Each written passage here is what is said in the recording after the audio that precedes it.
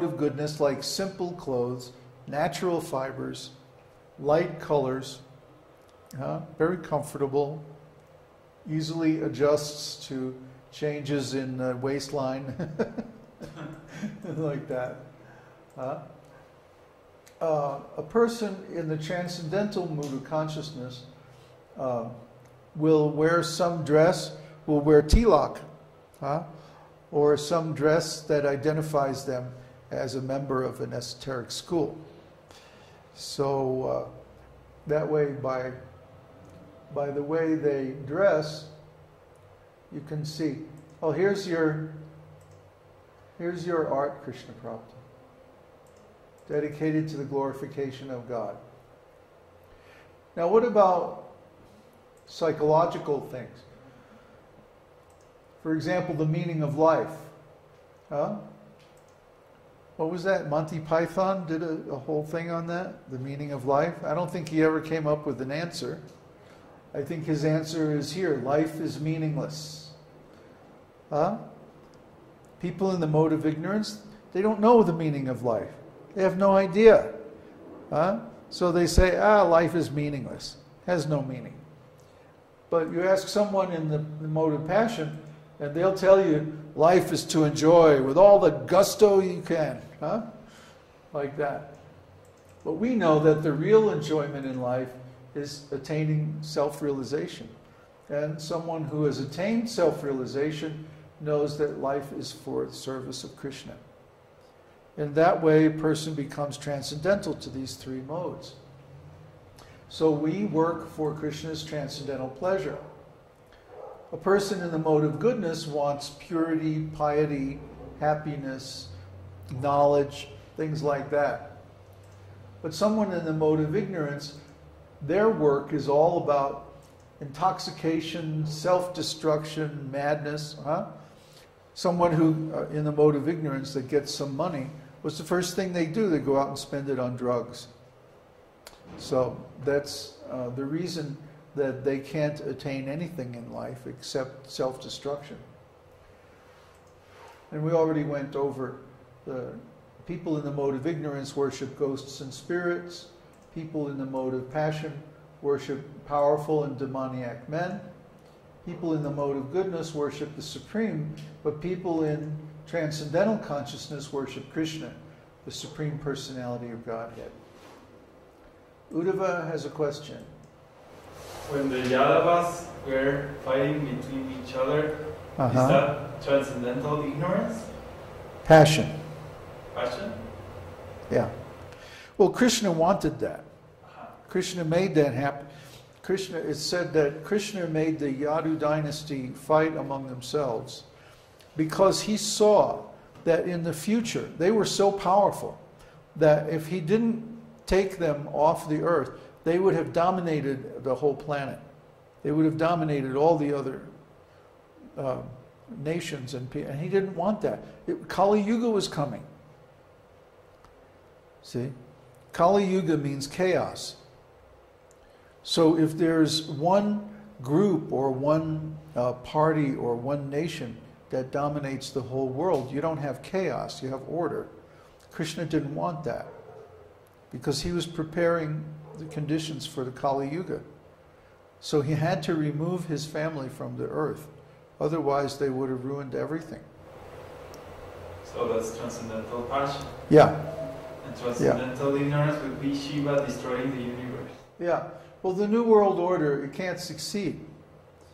It may succeed for a little while, just like Hitler's plans.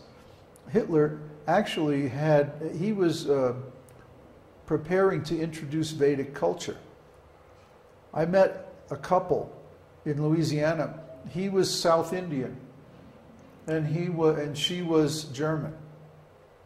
And I asked them, how did you meet? And they told me this fascinating story that they met in Germany during World War II because Hitler had taken this whole village from South India and literally transplanted it stone by stone into Germany. And they had a Brahminical school and they were training the Germans, the Aryans, right, to take up Vedic culture and that after Hitler conquered the whole world, they were going to introduce this everywhere. So, Hitler did have a clue. Because he didn't understand that the way that Vedic culture is introduced is not by force. If you try to introduce it by force, you ruin everything. The only way to introduce Vedic culture is to convince people. Vedic culture is Brahminical culture. It's not Kshatriya culture. It's not Vaishya culture. You can't trick people or force people into accepting Vedic culture. You can only convince them. You can only educate them into Vedic culture.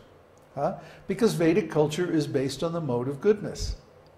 So if you use the mode of passion and ignorance to try to establish Vedic culture, it completely ruins the whole thing in the very start. Well, Hitler didn't understand Vedic culture, but actually he knew quite a bit about it, and his plans were to introduce it. It's just he was trying to introduce it in the worst possible way. Oh, where did he get the knowledge from? From Blavatsky and the Theosophists. Yeah. Of course, they were completely misinterpreting Vedic culture as being impersonalism and all about these different races and everything. I mean, if you read it, it's just a whole mishmash of stuff. It doesn't make any sense, really. But that was their own interpretation.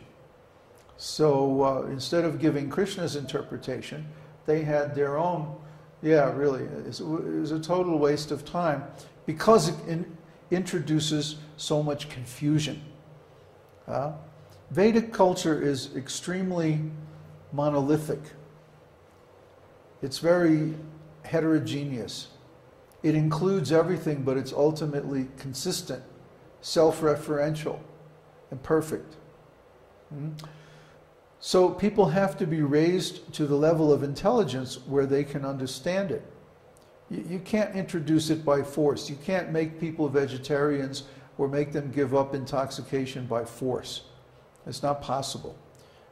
They'll rebel.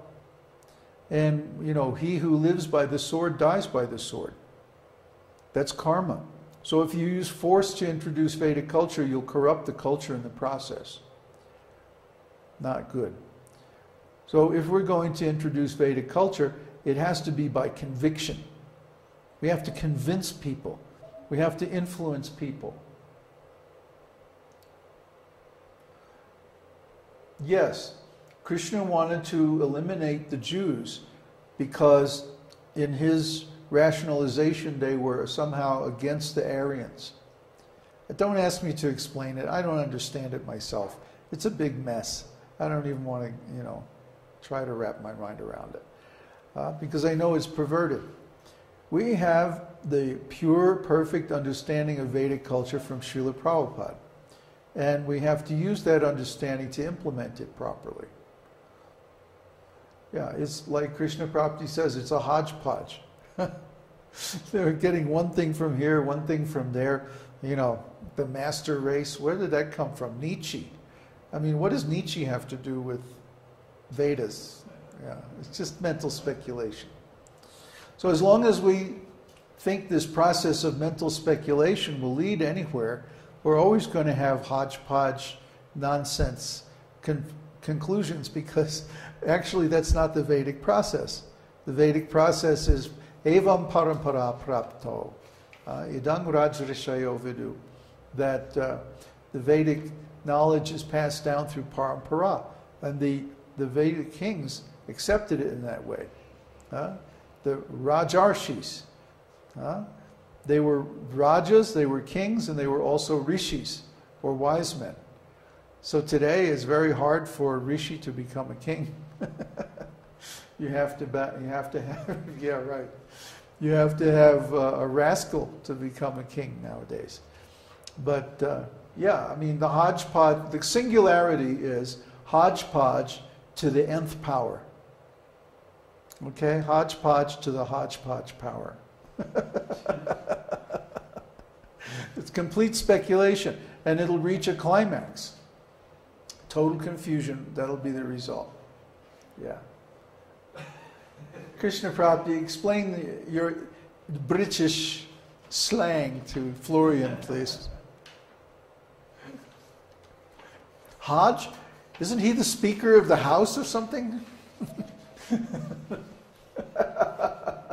That's not surprising.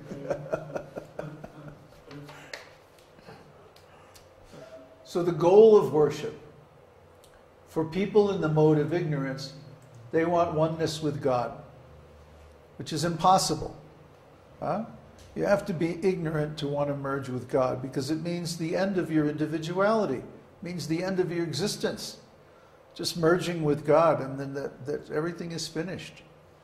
So people who want mystic powers, the Mayavadis, people like that, they're basically in the mode of ignorance. People in the mode of passion go to church because why? They want social prestige, they want money, they